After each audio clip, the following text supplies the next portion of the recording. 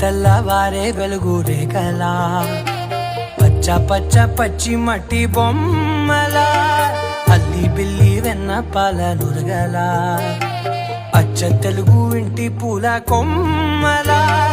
దేవదేవుడే పంపగా ఇలా దేవతే మా ఇంట అడుగే పెట్టెనంట బ్రహ్మ కళ్ళలో కాంతులే